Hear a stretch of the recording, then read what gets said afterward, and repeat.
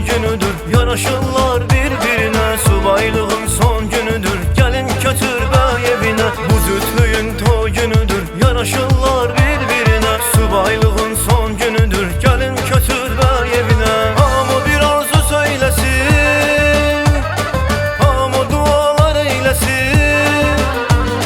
Toydu bugün, toydu bugün, subaylığa sondu bugün. Toydu bugün, toydu bugün, subaylığa sondu bugün. Bugün sevenler kavuşur, gör ne güzel gündü bugün. Bugün sevenler kavuşur, gör ne güzel gündü bugün. Toydu bugün, toydu bugün, subaylığa sondu bugün. Toydu bugün, toydu bugün, subaylığa sondu bugün. Bugün sevenler kavuşur, gör ne güzel gündü bugün. Bugün sevenler kavuşur, gör ne güzel gündü bugün.